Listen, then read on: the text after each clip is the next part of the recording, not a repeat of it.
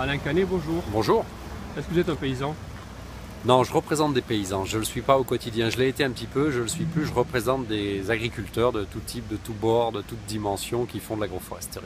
Est-ce qu'il existe encore des paysans aujourd'hui? Parce que tout à Oui. l'heure, enfin, moi, ça me fait Non, peur, l'avenir, quoi. la modernité, c'est l'agronomie. On a des paysans et moi, je fédère des groupes de paysans assez importants qui sont tous les jours dans les champs. Ils ne sont pas forcément sur le tracteur d'ailleurs. Ils sont sur le tracteur juste pour semer.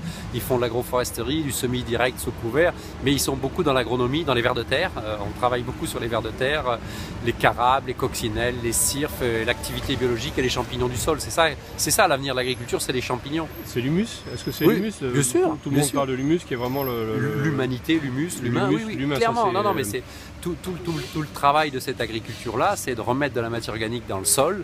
Alors après, oui, on nous critique un peu, tu travailles avec les gros, les petits, les moyens, les bio, les conventionnels. Ben oui, on travaille avec tout le monde parce que tout le monde doit évoluer. Il y a des techniques à changer partout. D'un côté, il y a trop de chimie, de l'autre, il y a trop de travail du sol.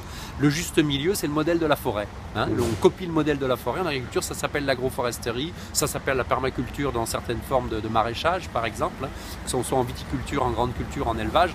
Le modèle est toujours le même. Plus de plantes pour protéger, nourrir le sol, pour après ce qui s'appelle nourrir l'humanité. Alors vous avez dit tout à l'heure dans la conférence quelque chose qui m'a frappé, c'est de dire qu'il ne faut absolument pas que le rayon de soleil touche le sol. Ah ouais, non, ça le tue, ça le dégrade, ça le bousille. Le sol, il n'a jamais été fait pour voir le soleil. Le sol, il est fait pour être protégé par une plante. En forêt, il y a des arbres. Dessous, il y a l'humus forestier. Si vous mettez du soleil sur le sol, vous détruisez les micro-organismes et les bactéries qui font... C'est son estomac. Hein. Le sol, il est là pour recycler. C'est une entité de recyclage pour digérer. Vous faites du blé, vous récoltez le grain, vous laissez la paille au champ et le sol va le digérer et va nourrir toutes ces colonies avec. Donc il faut effectivement sortir de l'idée de je laboure, je laisse le sol être cuit par le gel ou par le soleil ou par l'eau. Non, on a des gros problèmes d'érosion, des gros problèmes de fertilité, on a des taux de matière organique qui baissent partout. Donc, pas de sol nu.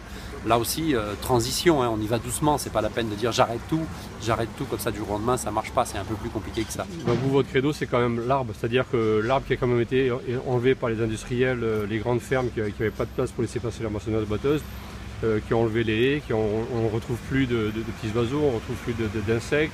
Et ça, maintenant, on est obligé de le remettre en place parce qu'on se rend compte que c'est très important. Oui.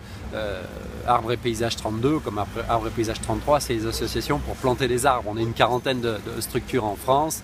On accompagne le retour de l'arbre. On parle de réarbrement des campagnes hein, parce que on a la preuve formelle qu'on ne peut pas faire d'agriculture sans les arbres.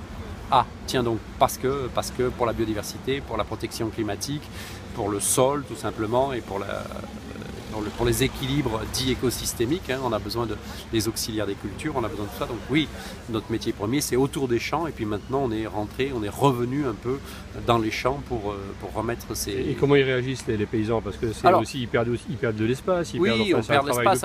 Alors, je suis pas paysan, je les représente. Oui. Mais comment ils réagissent? Mais ils réagissent bien. Ils réagissent bien parce qu'ils réagissent bien. On plante beaucoup, on plante à grande échelle. Ils réagissent bien. Ils réagissent d'autant mieux que c'est eux qui viennent nous voir. Quand un agriculteur vient frapper à la porte d'un arbre et paysage, il vient dire j'ai un souci d'érosion, j'ai un souci où j'ai plus d'abeilles. Je fais du tournesol, enfin, je fais des plantes qui ont besoin d'être pollinisées. J'ai un souci, peu importe. J'ai des coulées, j'ai des gros coups de vent qui me déstabilisent et qui me font baisser les rendements, etc.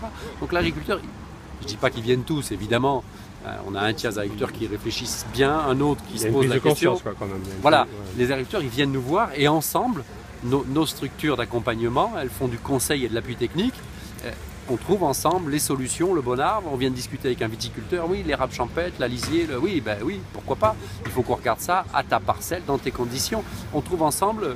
Tu vas perdre combien? Allez, 2 ou 3% de ta surface agricole, mais de toute façon, c'est ce qu'on te demande dans la PAC. Donc déjà, tu te mets à jour avec la PAC.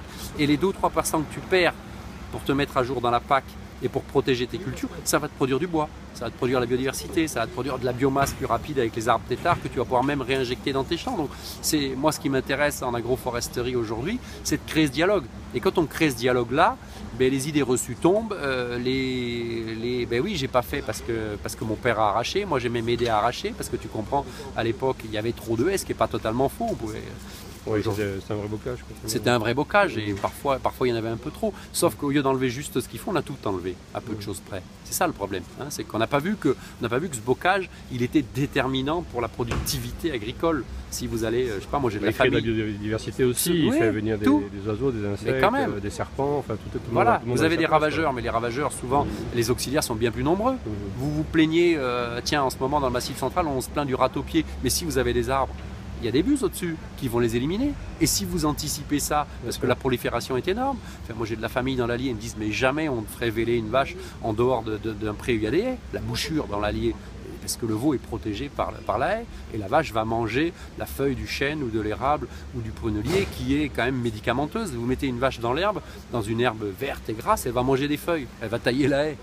Pourquoi? Parce qu'elle aussi, elle a coévolué avec ça. Donc tout ce bon sens-là, dans toutes les techniques agricoles, on essaie de leur redonner de la valeur et de remettre au dialogue. C'est pas toujours simple, mais il y a quand même un taux d'écoute assez intéressant. Vous estimez qu'on a perdu un peu ce qu'on appelle le bon sens paysan, quoi. Bien sûr, mais évidemment. Qu'on remette un petit peu, évidemment. Qu'on le remette sur place. Et... On a totalement perdu le bon sens paysan. Et c'est pour ça que moi j'aime bien ouvrir ma gueule, c'est que moi les paysans, moi je les ai. On les a dans nos associations. Ils sont là. Et ils ont tous beaucoup bougé, ils ont tous fait beaucoup de choses invisibles. Et donc du coup aujourd'hui, le gros travail qu'on fait depuis 3-4 ans, c'est ce bon sens paysan avec un peu de génie végétal, c'est de le remettre en scène, de le remettre dans la boucle, de le rendre visible.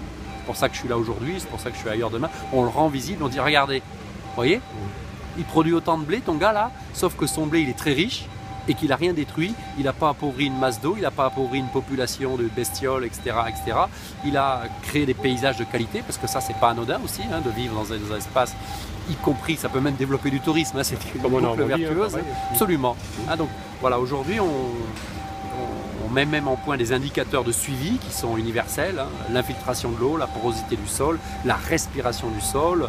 Alors c'est vrai qu'on est comme tout le monde, on parle de carbone, on met l'agriculture du carbone, bien ouais, parce que le carbone il est moteur du cycle de l'eau, de la biodiversité, du phosphore et de l'azote.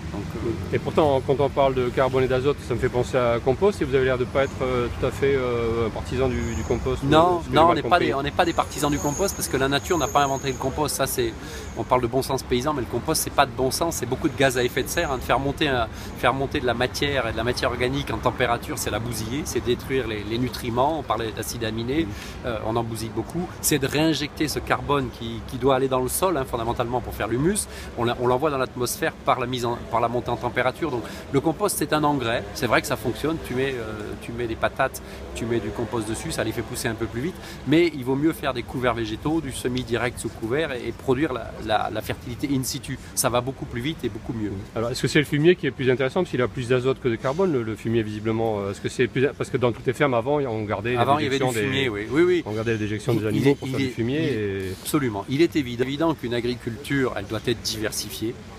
Hein. Elle doit être l'agriculture idéale, entre parenthèses, si elle existe, c'est bien ça, c'est la polyculture élevage, un peu de tout partout, des compléments, y compris si je loupe une culture de blé, ben je la fais manger à mes vaches et je sème autre chose derrière, vous voyez, évidemment c'est ça. Mais au-dessus du fumier, puisque moi j'amène pas du fumier dans ma forêt, quelque part. Hein, donc si j'amène pas du fumier dans ma forêt, si j'ai un modèle agroforestier qui imite la forêt, j'ai du recyclage, j'ai une entité de recyclage qui est faite par tous les organismes vivants qui vivent dans mon écosystème où je travaille quasiment pas le sol. J'ai certains agriculteurs qui ne travaillent plus du tout, mais c'est pas les plus nombreux, et j'ai des arbres. Et la matière organique, avant même le fumier, c'est les plantes qui l'amènent en permanence en poussant et allez, bon, un gland c'est grand comme ça à peu près, hein. Ça fait quelque chose qui... ouais, bravo, il a tout, solution à tout. Il n'y a pas que l'iPhone finalement qui est moderne, hein, non, mais il y a un dicton que j'aime bien, c'est n'oublie jamais que le plus grand des chênes a d'abord été un gland. Oui, c'est vrai, c'est une bonne base. Est-ce que vous pouvez nous donner quelques informations sur vos associations, comment vous joindre, si vous avez des sites où on peut vous consulter? Oui, bien sûr, on s'appelle Arbre et Paysage, on s'appelle Mission Bocage, on s'appelle Evive, on s'appelle... Non mais donnez-moi des sites parce que c'est ce qui intéresse. Alors ça s'appelle agroforesterie.fr et à partir d'agroforesterie.fr on a un certain nombre de renseignements et puis on a les indications en département sur qui fait quoi, où, dans quelles conditions. Bon, je vous trouve plein d'allant, plein d'optimisme et en tout cas je vous remercie d'avoir répondu à mes questions. C'est une bonne journée. Merci monsieur Alec. Avec plaisir. Merci.